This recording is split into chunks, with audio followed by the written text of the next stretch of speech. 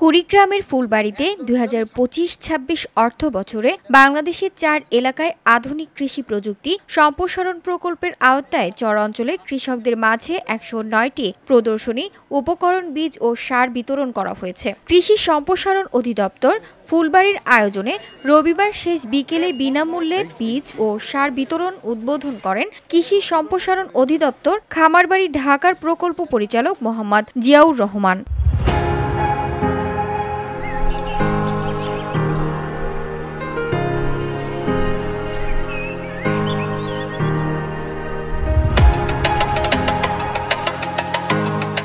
বিনামূল্যে বীজ ও সার পেয়ে কৃষকরা জানান, আমরা চরাঞ্চলের হতদরিদ্র কৃষক, জমি থাকলেও অর্থের অভাবে আমরা সেগুলো আবাদ করতে পারি না। এবার বিনামূল্যে কৃষি অফিস থেকে বীজ ও সার পেয়েছি। আশা করি আমাদের আর কোনো প্রতিযোগিতা থাকবে না, সেখানে আমরা বিভিন্ন ধরনের ফসল চাষ করব, তা থেকে নিজেদের পুষ্টি চাহিদা মিটিয়ে বাড়তি আয় করব। শহর এলাকার কৃষক আমরা অবহেলিত এতদিন ছিলাম, এখন আজকে আমাদের কৃষি অফিস থেকে সার বীজ দিল, এখন আমরা আবাদ করবো।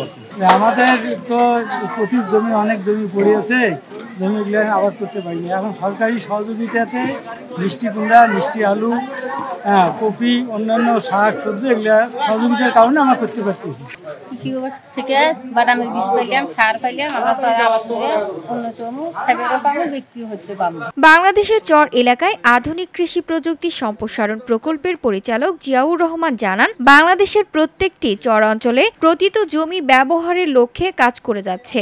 বাংলাদেশের চর এলাকার আধুনিক কৃষি প্রযুক্তি সম্প্রসারণ প্রকল্প প্রতিত জমি ব্যবহার করে চরের কৃষকদের ভাগ্য উন্নয়নের কাজ করছে। আমরা এই এলাকার মানুষের যে চরের যে একটা নিরলসভাবে যে মানুষ যে কাজ করার যে প্রত্যয় ঘটেছে, এই ঘটনার মাধ্যমে যেন আমরা এই প্রকল্পের আওতায় নিয়ে এসে তাদের জন্য সেই ভাগ্যর চাকা যেন অত্যন্ত উন্নয়ন ঘটে এবং তারা যেন এই এলাকার মানুষের যে আর্থসামাজিক যে একটা অবহেলার জায়গায় আছে সেই জায়গা থেকে যাতে উত্তরণ হতে পারে, সেটার জন্য এই প্রকল্প কাজ করছে। এ সময় উপস্থিত ছিলেন উপজেলা কৃষি অফিসার নীলুফা ইয়াসমিন, অতিরিক্ত কৃষি অফিসার রাফিকা আক্তার সহ আরো অনেকে।